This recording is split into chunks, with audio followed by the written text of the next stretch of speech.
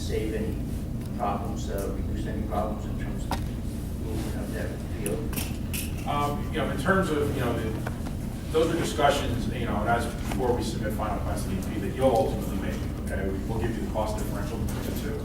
In terms of the cap,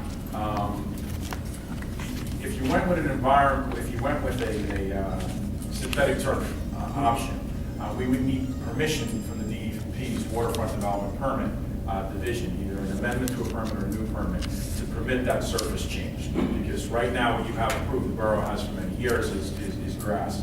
In terms of the capping of it, not really. I think, in my opinion, but I won't speak for him, it's really one or the other. I mean, a clean certified material, whatever it goes puts in the site will be certified clean material to the site. So it's going to have to meet the standard regardless of what the actual ultimate surface will be. This material particularly had terrific drainage. It's fantastic. Fantastic. No, the one I'm talking about, you could play within an hour after heavy rainstorm, which today is not even close to that. In North Bergen, I think they are obviously one of the ones, so they didn't have a problem. Yeah, we've put several of those type of surfaces in all across the county. Everybody's doing Could I ask a question?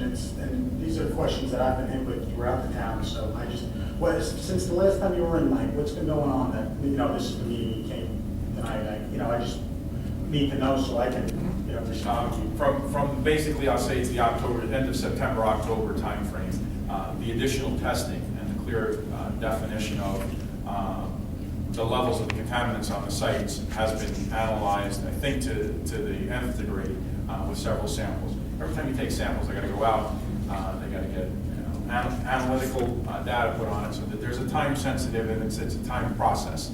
So from the last stage to really now is that continued profile of the material on the site has been determined. And now that's been defined, the final closure of the site or the final remediation of the site can now launch into the next phase. So between now and then, it's been predominantly coming back and forth with defining the spots on the site that need to be removed, which has been actually limited to 1,000 cubic yards, which is relatively good news, I would think, by my perspective in terms of the site, because it's been limited. And now we're going to go into trying to work the costs of the project down to as reasonable as possible and get you what you need. I mean, there's everything is a decision and everything is dollar related as we move forward. So the next real hard work is going to be to achieve the goals of giving you a state-of-the-art facility at the best dollar value for the public. And that's the next phase that's going to move pretty quickly, because the real unknown in this whole thing, Mayor, was what was the environmental going to require in terms of the cost of the project. Without knowing that, you can't make educated decisions on what to either leave in the project or take out until that was resolved. So between then and now, that's really been what's been defined, clearly defined. Okay, so after that, then, I feel there's three areas that we need to concentrate on. The first being the environment. I grew up on that field, and my children I expect to be on there soon. So as far as the remediation, where do we stand the day that field opens? I mean, it's for our residents to feel confident. You're looking at the spring of 2013. I mean, you'll be constructing most of 2012. You're going to want to give the turf and the grass areas time to grow, and obviously time to do the construction. So you got to go through the process. You got to go through the process of the DEP permits first, then the public bidding process, which will be open to the public, then an award of contract, then construction commences. It's aggressive, but I think realistic to have summertime construction with returning these fields over by the spring of 2013 for hopefully your Little League season. I think that's the goal. That's been and softball and all the other sports, but that's kind of the goal as it stands right now. So that answers the question as to what we believe the time frame is, and I think that's a fair and reasonable time frame. Okay, well, you actually hit that, but I feel it's the environment, the cost, and then the time, and you touched on two of them, but did we get a full explanation on the whole remediation plan? So we're talking about 5 hits. Yeah, we're talking, sorry. Yeah, no, that. There's 5 small areas that that we've identified that for various reasons, one, being that they are limited, and the more you can pull out for a nominal cost and have it be down to one type of contaminant, which is, for lack of a better way to say it, less or more innocuous, although it's above the standard, it's found in a lot of places where PCBs might not be as common to be found in all places. They are common in historic fill. So we're actually lucky, I guess, that it's not PCBs all over the site. And we may then have had to say, we have to leave it because economics would dictate that. In this case, there's going to be fill down to the water table, which couldn't come out. It would be cost prohibitive to do that much removal anyway. So we're going to end up capping this with either 2 feet of certified clean material or some combination of that and maybe some fabric with a foot of material. And the whole purpose of that is to isolate any potential for direct contact with the soil that has these contaminants above it. The DEP has consistently allowed 2 feet. They've consistently allowed a foot with the right kind of membrane. And of course, any paved surface, asphalt, tennis courts, building, anything that's impervious is an acceptable cap, which you wouldn't really, we're going to have to document what exists where ultimately, but we won't have to redo it unless you're redoing it for your upgrades. We wouldn't have to redo any of the parking areas or any of the paved structures. We would just have to put a cross section showing what it looks like today. But the ultimate goal here is not complete removal as a means of remediating the site, but an engineering control that caps it in a way that it eliminates the potential for direct contact with that soil. So what would be a starting date and what would be an ending date approximately for just the remediation? Well, the bringing in the fills probably, I think, somewhere in the beginning of the summer, starting. I don't believe, I think maybe the question is I don't believe it'll be in 2 phases. I don't think you're going to get a remediation phase. It'll all be in one bid package that will obviously disclose to the bidders what was found on the site. We'll delineate the areas that need to be removed in the bid. They'll remove that. So the remediation and the construction of the amenities will all be one project. So you won't have to wait. It'll be easier to streamline the process because really the ultimate cap for the site is your amenities. So there'll be one bid that goes out that'll do the remediation as well as the ball fields. And that's what I told you before in terms of start date is you're looking at best case scenario probably around June to start construction. Okay, and the fields would start construction? Well, it would start with the first phase of construction would start with the remediation, the removal of the material. Right. The next phase of the project will be to bring in the fill material or the capping material. Right. And hopefully at that point in time, maybe depict in the specifications what areas of the site the borough they would want to construct first to address your immediate needs. So we'll start with remediation, it'll go into capping site, and then the final phase will be the ultimate amenities. Well, the reason I'm asking is I like to see how we can short circuit anything possible in that timetable from the starting of actual work on the fields, because once again, artificial grass has a big advantage in that regard. It's so much faster. Understood. And I want to get that thing back open. But remediation of the hotspots won't take very long. I mean, that's the- Okay. I mean, that'll be probably task one. Yeah. Just to get that out of there so everybody can work freely across the site with these other contaminants and not have to worry about hotspots. And that'll probably, I'm envisioning that would be essentially one of the first things that gets done, if not maybe some surveying or whatever that you're gonna have over a station. Good. If I, the term historic fill, pretty much the whole east side of River Road is probably considered historic fill in Edgewater. But when I was a kid, I don't know if you know the history of the ball field, but I would just like to know where the hits came up, because say the walking track, that was probably put in the end, that dump there probably in the 80s, I guess, the early 80s. I remember I had pictures of my, Little League and all that being there, but it's all considered historic field, that walking track and the ball field, or do you know? It comes almost up to the road, almost up to the Historic road. field. So And we have contaminants Some of the closest samples we've taken to the road also have hits above the standard. So by what we've done test pit wise, borings, we're finding fill that extends nearly up to River Road. But my question is, where were the hits? You mean as far as horizontally or vertically or both? Within the field? Within the multi-purpose field or the Little League field or horizontally within, they were present. The ones that didn't have hits, and again, we're talking PCBs, 4 locations had hits, the rest didn't. The PAHs, I think was the opposite. I think 3 out of 24 didn't have hits, and those were located in the grass area between the fields, 2 of them, between the fields and the river, between the actual ball fields. And I believe 1 was located in near the playground area, but off the playground by the ball field on the south side.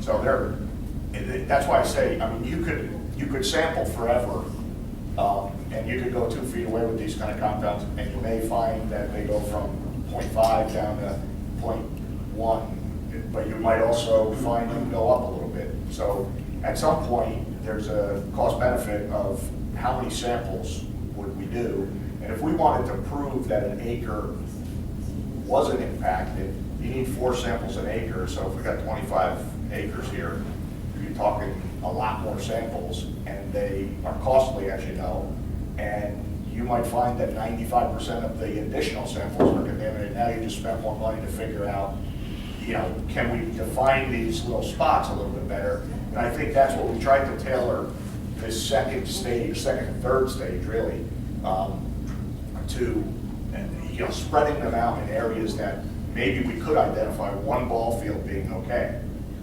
but we didn't find any samples that were contiguous to each other that would be able to say this square over here appears to be clean. You can probably leave that the way it is. So I think it extends pretty much across the entire site, unfortunately. So how do you determine what sites to sample originally? And is there a chance that you're saying that there might be more sampling beyond what you already had to have done? We don't know. The answer to the first question is, we put a loose grid on the site and kind of gridded it out and said, we'll take 1 here, we'll take 1 here. The second time around, we targeted specific fields and areas to determine if there might be something that was clean. And the third time was to try to figure out if, at depth and if there were areas that had some PCBs or whatever that we knew enough about how far it extended. So we did those. So in answer to the first question, it was started with a loose grid, then it was targeting specific areas of the field so that we could say maybe that's clean. And if we had 1 or 2 samples in one area, we probably would have done a few more, and that might have allowed us to say that area is clean. As it turned out, it's kind of a hit or miss, but it's mostly hits. And then the answer we visually delineated as well. The DEP allows you, once you have historic fill, if you're not going to try to say the entire site was clean, where you have to do 4 samples an acre for all of these compounds, we can do visual delineation, which is what we did as part of our boring program, so that we need to be able to say it extends to this limit and this depth. And DEP also allows you at some point to say, if you want to consider the whole site contaminated, then call it the property boundary and put your deed notice on the entire site. And we did kind of a combination of that. We didn't want to do that if it wasn't necessary, but we didn't want to take 100 more samples, you know, and waste the money and find out, yeah, the whole site's bad. Because the fill part, I guess, from historic documents that we ended up getting eventually, show that the fill is shown to exist there. Now, whether or not anybody knew that for sure, you know, but I know from what we've done now, we can say where the fill exists, whereas before I think it was just, you know, it's more or less on the whole site is what I think was put out there. Ron, while you're doing this work, is there sampling going on as this work is being done? So we don't have to go back and attack it again? Yes, for the first task. When we do the remediation of these hotspots, there will be post-excavation sampling to document that the PCBs or these hydrocarbon tar-like material has been removed. As far as the rest of the site that we're gonna cap, we won't need to do any additional sampling because we're not actually excavating, although we may excavate from here and move it over here. We're gonna essentially be calling the site with the maximum contamination level. We're gonna say that's what could exist on the whole site, and we wouldn't, by DEP regulation, have to do any additional sampling of of the overall area. And we'll be getting back these results quickly. We can rush them. They're normally 2 weeks, but, you know, we rush them for a week and, you know, that's very doable. We're talking roughly either 5 or 10 samples, depending on the size of the excavation per area as post-excavation. How big is a sample? I'm sorry? How big is a sample? It's a jar about this Oh, big. that's it. Yeah.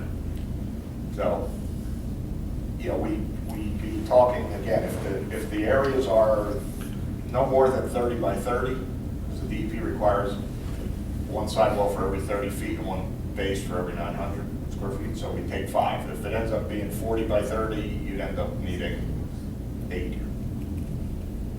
So, you know, it's gonna depend on exactly how big these end up being, but again, I think we've erred on the side of being a little bit conservative so that it comes in less than that, and we're gonna work that out in the bid, that it's a unit price, and if it turns out it's less, then the numbers will go down. Any other questions?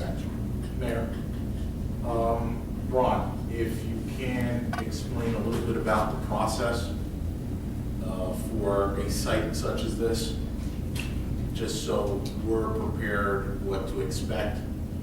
As you're aware, we have the community center. It's a heavily trafficked area with communities on both the north and south side. What's entailed, or using an example of what was done in a similar situation, what's entailed as part of the remediation? Equipment, manpower, the way it's done. Sort of physical logistics of it, essentially.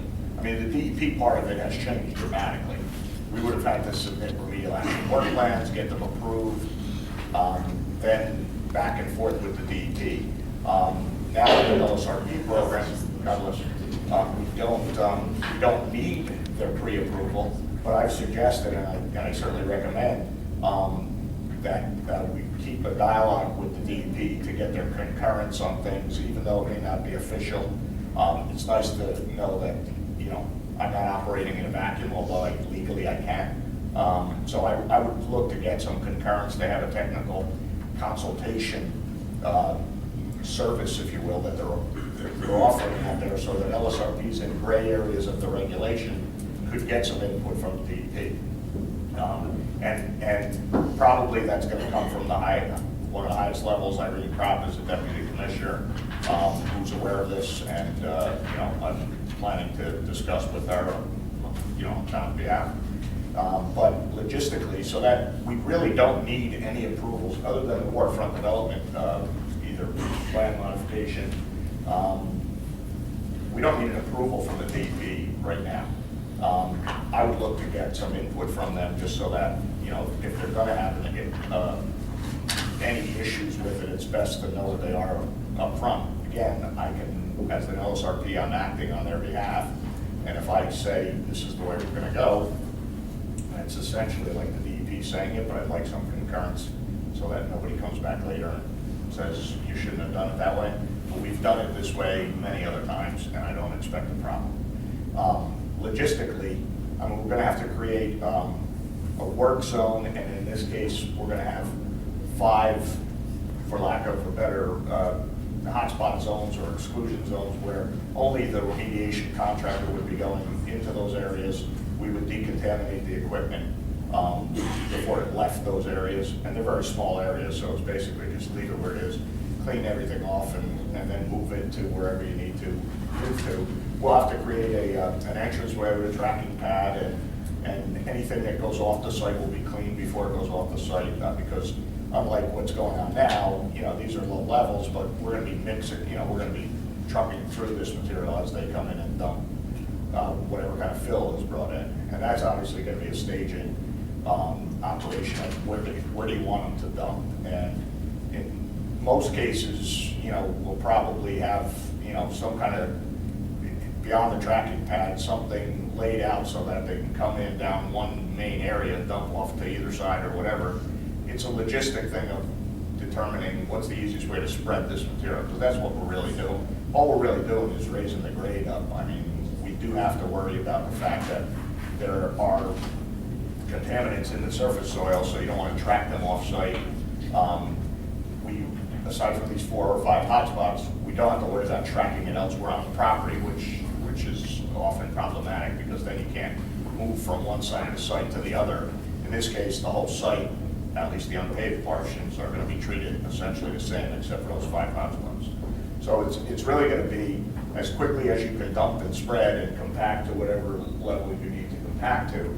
I would envision it's going to be trucks coming in here, you know, 50 trucks a day if the source is able to produce that much, maybe more. I mean, you know, if you're running, you know, 5, 6 loads a day, if it's coming from nearby, you know, you could be running 20 trucks, you could end up with a lot more than that. But it's basically just going to be a dumping, fill, and spreading it is really the essence of what the remedial process here is going to be, except for those 5 areas. And that's going to involve excavation. What we're going to do with the spec is they're going to have to characterize it for waste disposal prior to. This way we can live load it out right on the trucks. So in those areas, if it takes a week, and let's just say it takes a day for each area, we're going to set up a fence around that area. They're going to move, the trucks will probably stay outside the fence and be loaded, or there'll be a transition area between the fence and where they're loading. And they'll get loaded up until the area looks to be clean. The PCBs are hard to visually assess. This other tar-like material is very visual, and we'll know when we're out of it. The PCBs will probably leave the excavation open, and it's only a couple of feet deep in that case. Only one goes down to 7 feet, the rest are about 2.5 feet. So it's not like you're gonna have a big pit or anything. Leave it open, rush the samples if that's gonna help the critical path of the reconstruction. We can do that in a week, and if they're fine, then we really don't need to bring in fill there, because we're gonna be 2.5 feet. We'll just bring in a little bit of extra fill, and that'll bring it back to the former grade. I'm not sure if that's giving you what you were looking for, but it's really the dumping fill is really what we're looking at here. So would trucks waiting be inside the boundaries of the park or out on River Road? Well, I would certainly think they would be So it wouldn't inside. impact that. Yeah, I mean, I see where that question of, you know, if you've got 20 trucks sitting out on River Road, that's gonna be I know, an that's- issue, but you've got plenty of area now. You've also got some paved areas, you know, as you come up toward the tennis courts on the south side of the building. You've got paved areas on the south side of the site. So, you know, again, there's, as long as when these trucks leave, they're not covered in mud, or there's also going to be some dust control probably, whether that's through a water truck or calcium chloride that gets spread around the site. This is going to be done in June, July, so it's probably not going to be that dusty yet, but it could be dusty, and that's one thing that would be considered, so that you don't move them all over the site so that it just picks up dust and then the dust blows where you don't want it. But I don't see why they would have to stay. We're not talking about a grossly contaminated site where they can't even enter the site and, you know, sit there. So, and I'm trying to visualize the paved area with the fill, if that's gonna match in terms of height, or is there gonna be a change in that? Above the paved area? That's gonna all have to be designed once we finish grading the site. And we'll go over that with you when we have those details, you know, like how it's gonna coordinate with the existing buildings on site, the existing 2 tennis courts on the site, how that's all gonna tie in. That hasn't been done yet. I mean, that hasn't really, that's really the design phase. That's in the design phase. Correct. Do you see any of the impervious areas that won't be affected as possibly being reopened for limited use? Or once we get more into the logistics, we can discuss that further. I know the public in this council is very anxious to get the facility open as quickly as possible. And Mr. Negley did mention about trying to preserve what's already been completed, such as the tennis and basketball courts. Any thoughts on that yet, or are we a little premature to get into that? It's a little premature. I think what you'd have to do is, I mean, the paved areas are fine. It's just how much paved area and how do you get from somewhere that might not be paved to the tennis courts, let's say. Certainly, some kind of temporary measure, if it were really critical, you could probably bring in some stone that you're gonna need a bunch of stone here anyway, or fill or something. And maybe bridge or cover that temporarily. Again, there's a lot of things that are spelled out in the technical regulations. There are a lot of things that are not spelled out, and there are a lot of things that the DEP has done over the years that make it pretty clear that you're allowed to do it. This is one where, how much material would you have to bring in? Clearly, if you brought in 2 feet and you covered it up temporarily, just so they could access points that aren't paved with some impervious, that would be fine. If it's something less than that, maybe we throw down some of this fabric and create a pathway to that. I mean, that's certainly a possibility. I wouldn't say pave it, but bring in some crushed stone and put a foot on top of some fabric, if that allowed you to get to an area that would allow you to use a tennis court or a basketball court or something. I think that's certainly doable if that's important. I mean, I know it's important, but how quickly, I mean, if we're gonna start this, it would probably be between the spring and the summer, because I'm guessing there wouldn't be as much use going forward between now and the spring. It would be Quite honestly, they become, a lot of these decisions and the way you approach it become dollar and cents decisions. You know, is it worthwhile keeping a parking lot closed and saving, I'm just estimating, guessing numbers, okay, so don't quote me with the numbers, but if to get it open for a month period of time costs you another $50,000 in the job, it may not be worth taking that approach. It may be the most cost-effective way to keep it shut, bang it out, finish it, get it open. And those will be decisions you'll be involved in. And some of these decisions can't be made delivered time. I mean, you're just gonna keep it in mind. It would seem to me getting the job done as fast as possible is the most economic and the most sensible way to approach it. That's correct. Any other questions? All right, I'd ask that you guys stay, or we have an open to the public, and you could record any concerns that the public have, and possibly at the end of the open to the public, you could respond to them.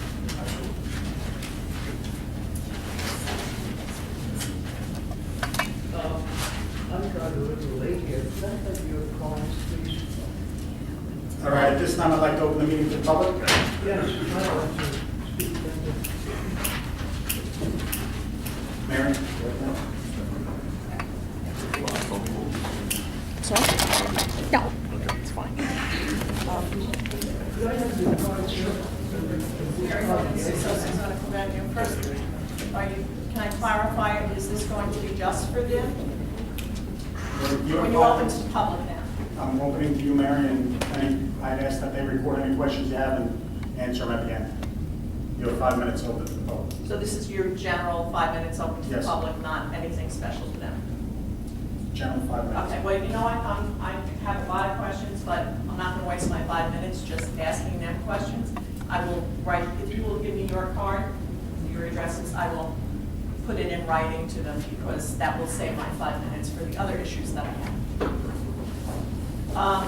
But just in general, just to make a general statement, we do understand that the entire ball field is filled. Yeah. The entire thing is filled, from River Road out is filled. All of it. Just, I didn't know if they're aware of that the river actually came to River Road. So anything on that ball field or anything east of River Road is filled, Old River Road, what we call Old River Road. I had questions on my one question, which I'll ask you every meeting, even though I know you're not gonna answer me, is what are you doing to get the $500,000 back in the taxes for Edgewater Promenade 1, 2, 3? I have questions to ask you on the resolutions that you have here. And just a quick question, it's kind of a silly question. I came to bring donations of toys for the police. I came on Saturday, and the borough hall was closed. Fortunately, Dimmick was here, so they let me into the lobby. But there has to be another entrance way to the police station, right, when the borough hall is closed? What is that? That's the front entrance. You still go to the front Yes. door and ring the bell? Yes. And then the cops come out from No, behind? no, they'll buzz you in. That's- Oh, they'll that's- just buzz you in and That's a then- camera and intercom. And then you buzz again at their door? Okay. You have a dedication by Ryder of a flexible spending plan account and an authorization for a flexible spending plan. And then looking at it quickly, first, when I read the first resolution, I thought it was for donations.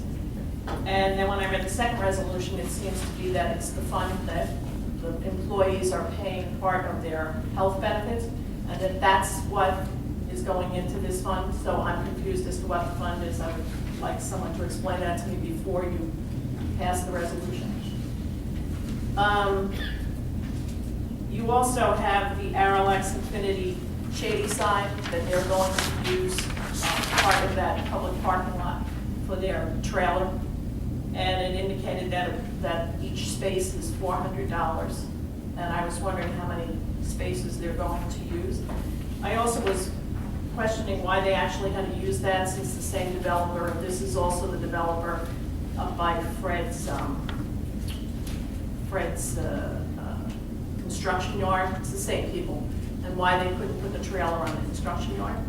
Or as an alternative, the storage unit place has a series of parking spaces on Old River Road that usually they lock it off, or they did lock it off when the buildings were open up across the street, so that nobody would park there. And that might be a better spot for his trailer rather than a public parking lot. I mean, it might lose us money, but I think the public parking should be for the public and not rented out to developers in town.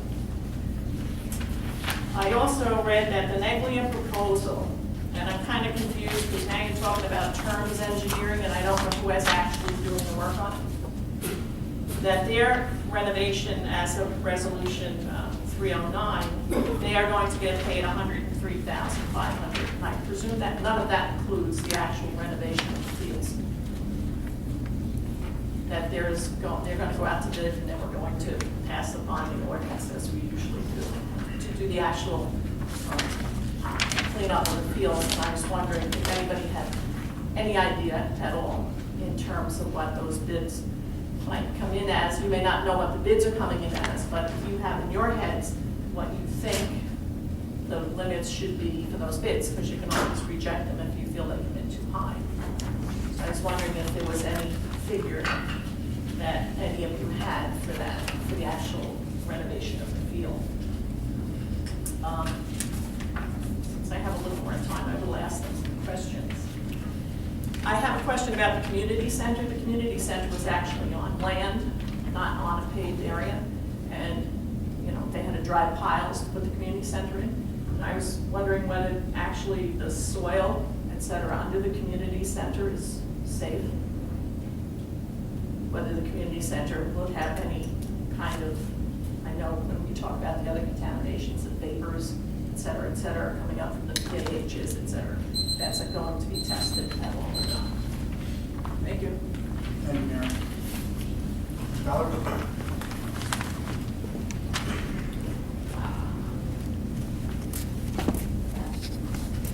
Valerie Martina, 16 Hudson Terrace. I thought we were going to have a chance to actually have our questions answered. I don't really see the point of the public asking questions when we don't have a chance to have a dialogue with people. So I guess my first question would be, what does LSRP stand for? My second question would be, is, and I'm sorry, I don't know your name, is he a environmental engineer? The other thing, I did go on the term's website, and it seemed to me that it's a subcontractor, but I didn't see a lot of remediation of property that are close to Superfund sites and have this kind of contamination on it. So, again, that leads to, is the gentleman an environmental engineer? And the presentation, I'm really confused because I know the public has been asking questions, and tonight, I don't think a single question was answered, because you had questions like 5 small areas, almost didn't qualify, you're only going to take out the hot spots. What does that mean? And why isn't there a visual, a chart to actually show you the location? When I was on the council and I sat through many of these environmental things, even with the DEP, with the EPA, there were always charts.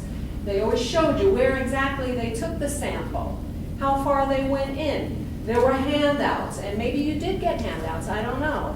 But there was something for the public to see. There was a specific breakdown of the chemical, the analysis of what was found there. And then there was a remediation plan. And I understand you have to go out to bid, but if this is the company that's going to handle this, you're chasing butterflies here. I didn't get a single answer here. I said, well, we really don't need approval from the DEP. It's very good, he's going to reach out, but is that a fact? Do you know that, if that's a fact?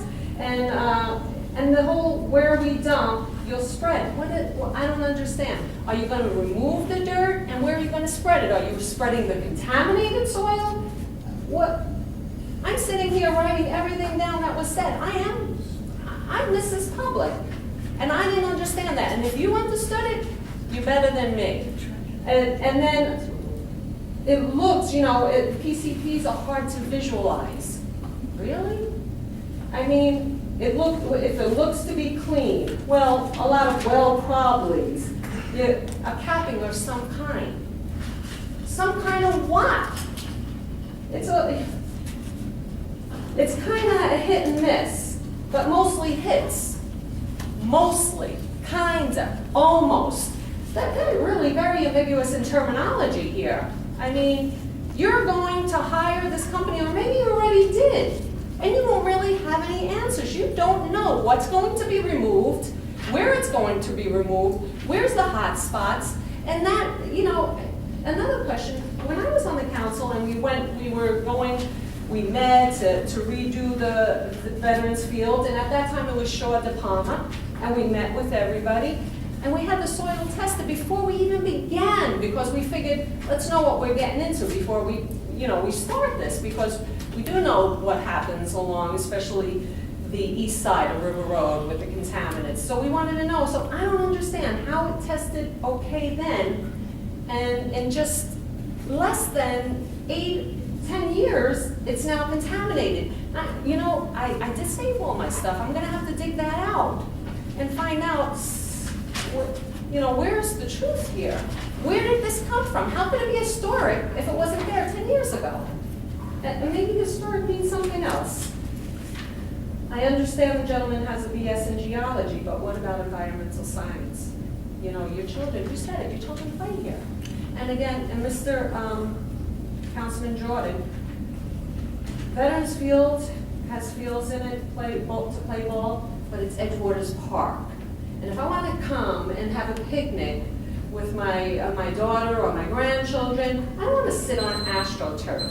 And actually, if most of the stadiums have removed the AstroTurf because of the injuries to players. And also, you have to look at the environmental change that you're creating with the AstroTurf. You're not going to have the birds, the bugs, the things the natural cycle of things. Thank you. Thank you. Mr. Henry? Thank you, Mayor. Matt, this is down on Dina's boss in the other question. Go ahead. Thank you very much. Appreciate that. Thank you. Okay, now I have some personal questions because of your non-fulfillment of your promises. So could you let me know when I have 2 minutes to talk to the environment thing about our major environmental disasters in Edgewater? Could you let me know when my 2 minutes are up? Mr. Haney, you have 5 minutes. Yeah, but then can I not speak about my personal later? Will I be allowed to speak about my personal items later if I take my 5 It's minutes? your choice when you speak about it. You have 5 minutes open to the public. Totally, exactly. Would you let me know when 2 minutes are exhausted so that I can apply 2 minutes to the environmental and 3 minutes to my own? Would you let me know? Thank you so much.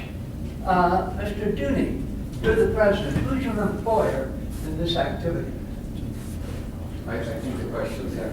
Mr. Haney, you have to direct I the think question what? towards us. Who's- They'll answer the who's questions his afterwards. employer? That's why I asked them to stay around. Who's the employer of Mr. Dooney in this activity? Who? There. Mr. Haney, you have 5 minutes open to the public. We'll respond at the end. Oh, okay. I want to know, because it seems to me that it's in the interests of Mr. Dooney to show there's no environmental problem in Edgewater, and maybe he'll get a Christmas bonus for his wonderful help to the citizenry. He won't have to pay another $50,000. Okay. Now, I did a little playing with numbers here about what goes on. First of all, I'm requesting officially that these people, both of them, supply detailed information about these tests, these random tests. What time were they taken? And at what time of the day? There's a reason for that. The Hudson River roars by. It goes up twice a day, more than 100 miles up, 100 miles down. Does that twice, 400 miles. If the river, anybody moves at 60 miles an hour, they move at 88 feet a second. Divide 60 into 400, you get 7 times. So at 7 times this 88 feet, you get 616 feet. Now it really, you can finagle these numbers any way you want. If you put them in a particular point when the river is going upstream and perhaps in full flow, depending on what time it is, you get one kind of figure. Take the exact same spot when the river is flowing the other direction, you get another figure. So these people are coming here and they're giving remediation.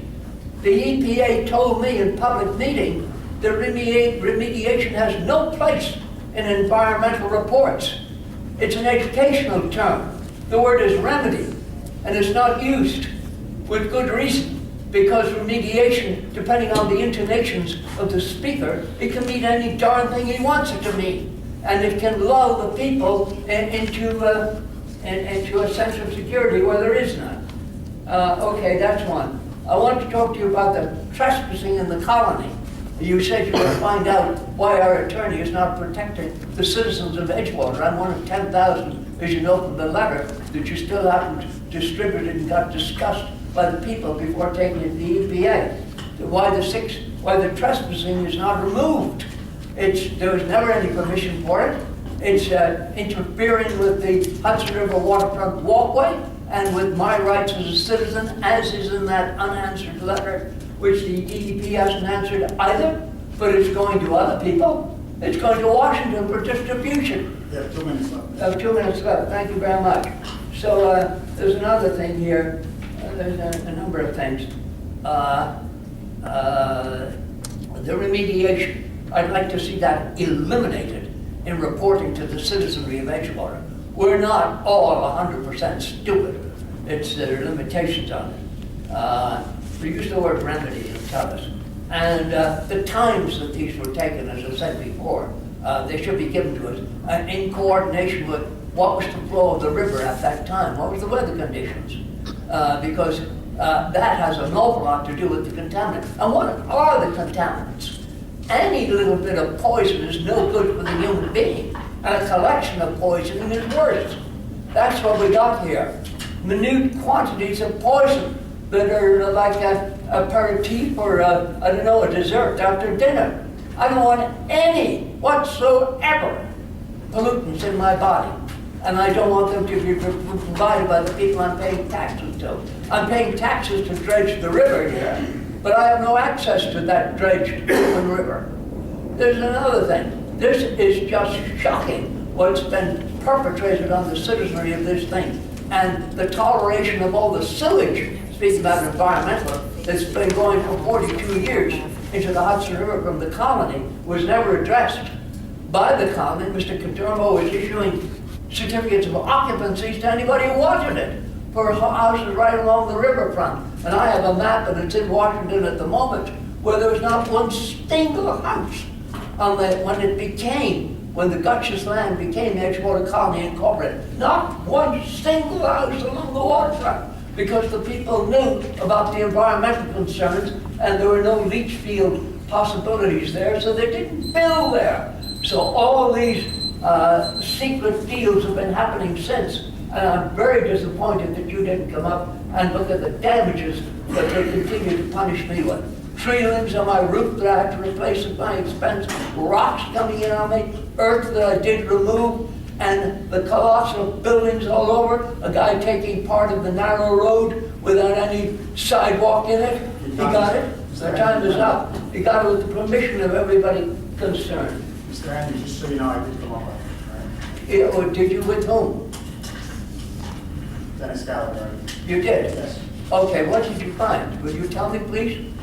Your time is up, Mr. Andrews. I'll speak with you after the meeting about it. Okay, because normally when you promise me things, they don't happen. Thank you. Anyone else wish to be heard? Dennis?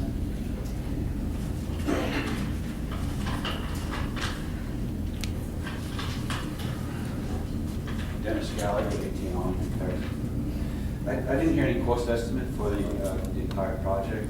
I'm not sure if it's too early or premature to try to do that, but I'd appreciate it if somebody would give us an estimate of what it might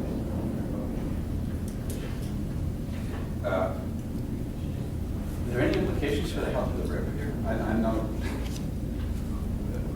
most people aren't swimming in it, but just the same, there's this tides and everything like, this is coming and going. So this is washing in and out. What's the state of, what concern is there for that situation? For one links the other, is there any kind of health implication from the next? Also, it's my understanding that Shelter Bay was originally built on a slab, and they didn't get too far with this, 2 or 3 slabs, and then they found out that they had been building on mud or something like that. Basically, it was failing, and they had to go back in and kind of do some fancy engineering to save the thing. But the EPA also was involved in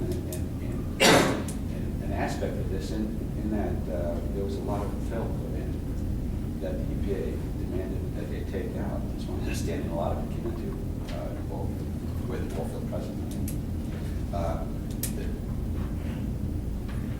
For what it's worth.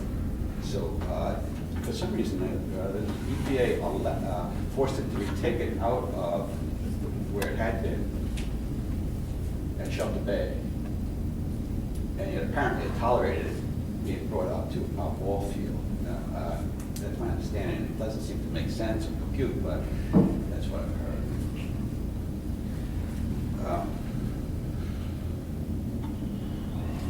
That's it for now. Thank you. Thank you, Dennis. Katie?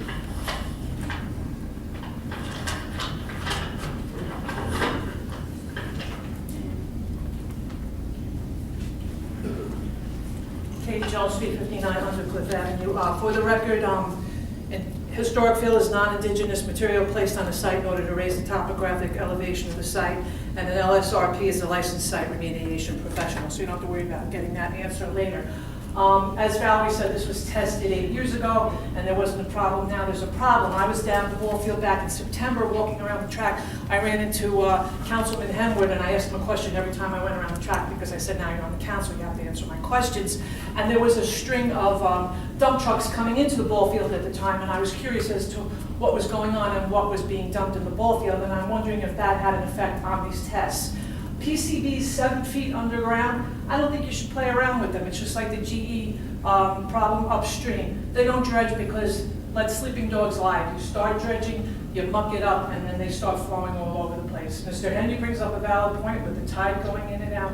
And again, it is a park, Veterans Park. So AstroTurf, I'll fight you tooth and nail on that. Grass. That's the only open space we have in town, except for the window boxes Ms. Rose likes to count as open space. So we need the grass. That's why it's nice to go down there to breathe fresh air and have clean air. So, we need that to recycle our air, Edgewater. In terms of this 5 minutes, I wish you would revisit that because it seems to be inconsistently enforced, and it seems to be enforced by different members of the council at different times. And it was instituted by Ms. Lois Fine, who used her position here to enhance her career in real estate by bringing the reval up with Ms. Rose and Ms. Holchi, who doesn't have the respect to show up anymore as a council person. So these are two people that didn't want us to speak in public and limited the time to 5 minutes, and they're no longer with us. Because apparently they don't really care about the town, and it's only when it benefits them. So I think you should revisit that. And the simple fact that you had a special presentation this evening, which, again, we should add visuals to be more, clearly understood as to what they were presenting to us.